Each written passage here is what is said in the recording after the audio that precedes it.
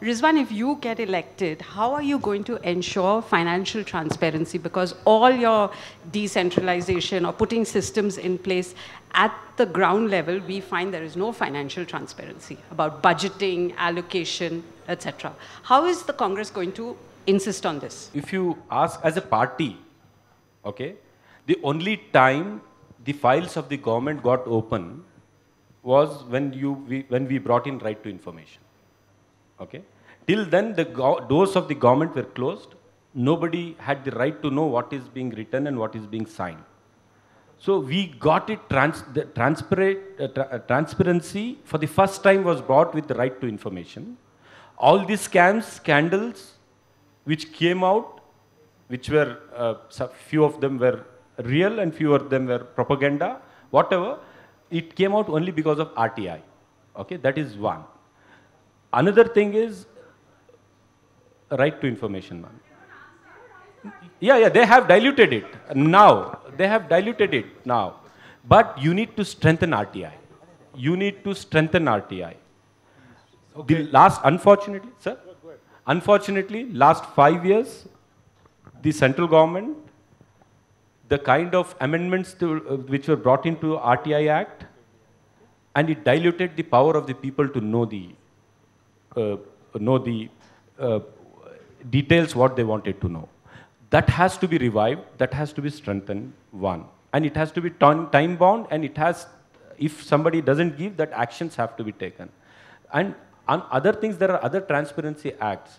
But unless the spirit of the people who get elected, the people who hold responsibility, and a vigilant citizenry come together, it becomes difficult. I have a question to both Mr. Rizwan and Mr. Prakash. This is regarding election campaigning. It has become a money-driven campaign. So candidates spend huge amounts of money on election campaign. And an election that is driven by money cannot be a democratic election. So what is your solution to this? See, that's the basic where we are going wrong. Okay, the system which is now existing needs to somewhere be changed. Okay, we just can't sit here and deny, no, I'm not spending any money and I'm just getting votes. There is an element of money which is involved in the elections, one. Second, if you see the electoral reforms which are being talked about hugely, and particularly by the Prime Minister, he had promised huge electoral reforms. You know what the electoral reforms he got?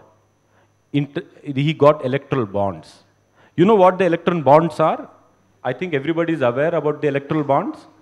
Any corporate house, any businessman can buy the bonds from any bank and contribute it to any party, but the details will not be known to the public. We did object, sir. We did object. Please, we did object. It's in the record, on the record. We have objected it. In the parliament and outside also. As a congressman, I'm objecting it today in front of you also, sir. Okay. And if in name of electoral reforms, you brought in an electoral bond where people will not know which corporate house contributed to which political party, that means it's an indirect way of quid pro quo. And how do you expect electoral reforms to happen in the country when someone who's supposed to be a fighter against corruption brings in an indirect way to get funding to political parties? Well, saying in one thing, doing is one thing. All of us know how political parties win elections. I'm an independent candidate. There's everybody on board. I'm allowed to spend 70 lakhs. The system is such that independent candidates cannot spend. This is the rule. But political parties can spend how much they want. Whether it is ads, newspaper, it comes on the party account, not their candidate account, much of it. Secondly, let any political party say anything. You cannot deny the truth. The citizens know they do pay money to the voters. They do pay money to the booth boys. Including independent guys, sir. That's what I'm telling you. This is what I don't have that much of money. That is why I have public participation as my booths. My booth members are not there. Mine is a little food money because I can't. I'm not allowed to because I don't have a system of 10,000 booth members with me. I called on my Twitter, will you be my booth leader? I've got 1,200 people coming in. There are different organizations, women's organization, other organizations who have come by themselves. But talking about independent, probably a moneyed fellow who was ready to spend 50, 60 crores may do it, may find my poach booth people. But I'm seeing this practicality. We all know this is how elections are won. This is how they spend money. There should be an electoral reform should be there, and we need to see to it that politicians, whoever they are, party or an independent, is not seen spreading, giving, buying votes. You need to stand up for that. This is for both of you. The RTE state rules were recently amended, which basically means that 1,53,000 seats that come under RTE will not be available to children from socially, economically weak sections of society. Of those 1,53,000, 68,000 are for LKG, and our government schools don't actually have LKG entry level. What is your thoughts on this, and how are you going to approach this if you were elected? I saw this coming. So with the 6 schools which we introduced in Maddur,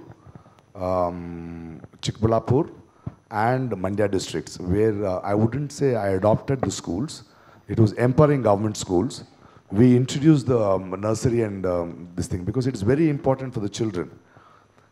So we have so much of applications. And I'm pushing, I asked the Karnataka government also. Then this Mahesh was there as the education minister. So I was there with him. First they have stopped first 3 years of giving public schools a permission. Now I've been requesting them that it is very important that you empower, ensure and strengthen government schools. You get my point? Otherwise there is no way out. We need to work. We need to work on that. We can't deny children education. We just can't deny children education. Today the minorities and these children, I just walk into a slum or a place and there's a 7-year-old girl says, I asked her, what is your dream? A girl called Noor, she says, I want to be a doctor. But I'm very sure in 2 years the mother will say, don't dream big. We need to change it. Until and unless we start from the basics of schooling and health, equal education and quality health, you will not have a vision 20 years down the line. Yeah, it is a primary important thing. Women's empowerment, women's reservation bill, for the last 22 years, we have seen this is gathering dust. It has gone up to the Rajya Sabha, got approved by the Rajya Sabha, and then in spite of all poll promises, we have total silence at the Lok Sabha. What is it that you will do, whether you win or you don't, at the center, or whether you are sitting in the opposition? How are you going to push this agenda of women's reservation bill and make it a reality? See, if at all any party can get reservation for women in electoral politics, it is Congress party. In the panchayats, it was the Congress party which got the women reservations, nearly 50%. In the local bodies, we got the reservation done. In the Raj Sabha, it was the Congress party which got this bill passed. It's pending in the Lok Sabha. We have very clearly committed, and we are committed for that. And in the next government is formed, this reservation bill has to pass. Okay? Since it was Shri Rajiv Gandhi who introduced the reservation for women in electoral politics. We got it done in the local body levels, and we'll get it done in the assembly and parliament also. I have a very simple thing, you know. As I talked about jobs, until and unless these men, these governments, these politicians, and as a society, equal opportunity to women is not a favor you are doing to them. You're taking it No, wait, let me finish. I'm not coming to you. Not at all. Not at all. Let me finish it. For every, no, so, see, for every... I didn't speak when you're talking, sir. Yes, Please. sir. Yes, sir. Let But me for finish. everything... You still don't even know what I'm saying. No, You really don't know what I'm saying, sir. I understand exactly what you want No, to say. sir. No, sir, you can't be. As a society, as political parties, all of us, we are not doing any favor.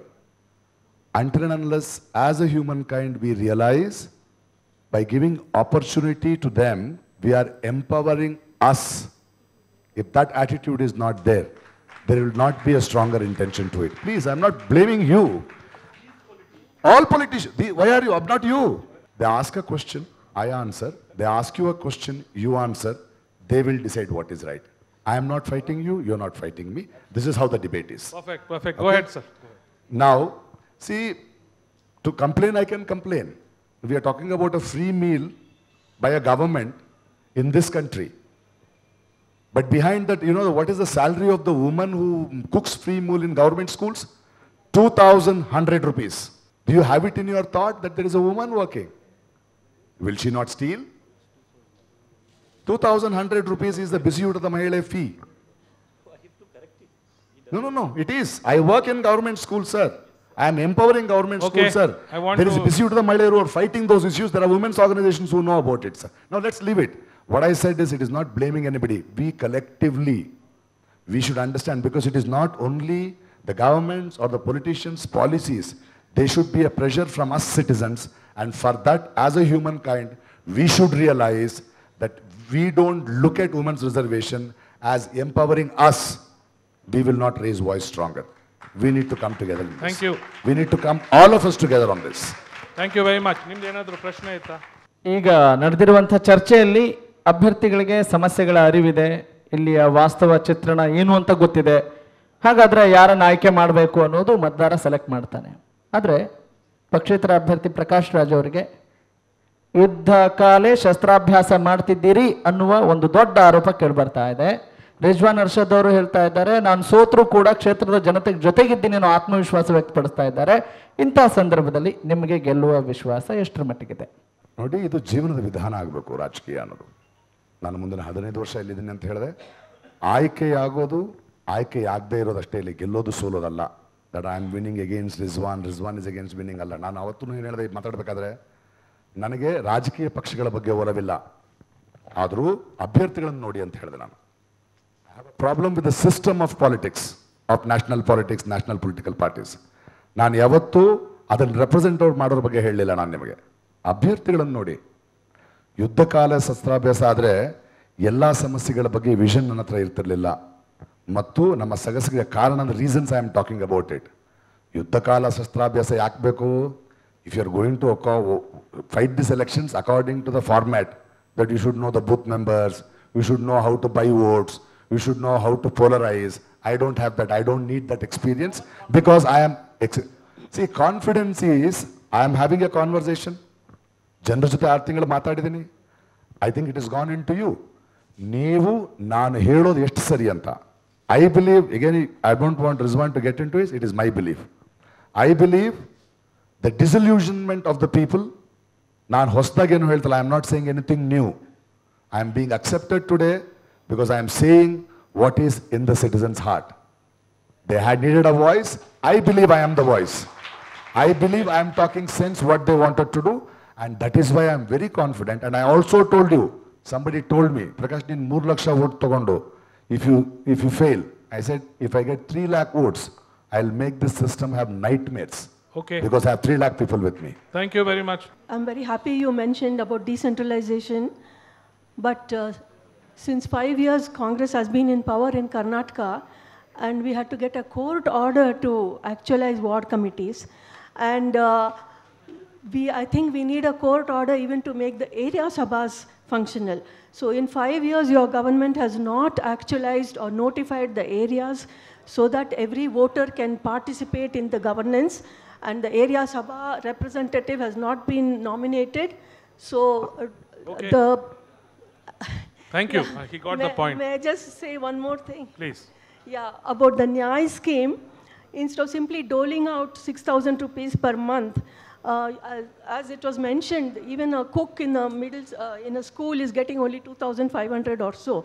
Why don't you pay them minimum wages of 18,000 rupees, make them work for it, and you know, it's not like a dole. Then they have the feeling that they have worked for it. Okay, we got your question. So will you make 18,000 the minimum wage for all work? Ma'am, I don't know, my friend Mr. Prakash is mistaken.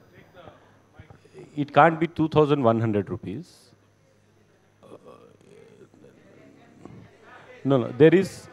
Rizwan, that is all it is. From my foundation, I empower them 2,000 rupees more in that schools. Honestly, Rizwan, that is all it is. Honestly. No. No, it has to be changed if it is, but there is something called minimum wages. Okay, there is something called minimum wages. Every human being has the right to have minimum wages. Okay, without which they can't live a dignified life. And any systems which are made, we should see to it that the people need to survive, not only the rich people who get lakhs and lakhs of rupees of tax, loan waiver, but also the poorest of the poor. And it is a fact that 20% of our population is very underprivileged. It is the duty of the society and the government to hold a hand of these underprivileged people. Okay. Okay ವೀಕ್ಷಕರೇ, ಈಗಾಗಲೇ ಹೇಳ್ತಾ ಇದ್ದೆ, ಸಾಕಷ್ಟು ವೈವಿಧ್ಯತೆಯಿಂದ ಕೂಡಿರುವಂಥ ಕ್ಷೇತ್ರ ಅದು ಬೆಂಗಳೂರು ಕೇಂದ್ರ ಲೋಕಸಭಾ ಕ್ಷೇತ್ರ ಅನ್ನೋದು ಗೊತ್ತಾಗಿದೆ. ಇಲ್ಲಿಯ ಜನರ ಸಮಸ್ಯೆಗಳ ಅರಿವಿದೆ. ಆದರೆ ಸದ್ಯಕ್ಕಿರುವಂಥ ರಾಜಕೀಯ ಚಿತ್ರಣ ಜನಬಲ, ಧನಬಲ, ತೋಳ್ಬಲ ಇದನ್ನೆಲ್ಲವನ್ನು ಕೂಡ ಮೆಟ್ಟಿ ನಿಂತು ಈ ಬಾರಿಯ ಇಲ್ಲಿಯ ಚುನಾವಣೆ ಪ್ರಜಾಪ್ರಭುತ್ವವನ್ನು ಗೆಲ್ಲಿಸುವಂಥ ಚುನಾವಣೆ ಆಗುತ್ತಾ, ಆರೋಗ್ಯಕರ ಚುನಾವಣೆ ಆಗುತ್ತಾ ಅನ್ನುವ ಕಳಕಳಿಯೊಂದಿಗೆ ನಿಮ್ಮ TV5 ಇವತ್ತಿನ ಕಾರ್ಯಕ್ರಮವನ್ನು ಮುಕ್ತಾಯಗೊಳಿಸ್ತಾ ಇದೆ. ನಾನು ನಿಮ್ಮ ರಾಘವ ಸೂರ್ಯ. TV5 ಇದು ವಾಸ್ತವದ ಪ್ರತಿರೂಪ. ನಮಸ್ಕಾರ.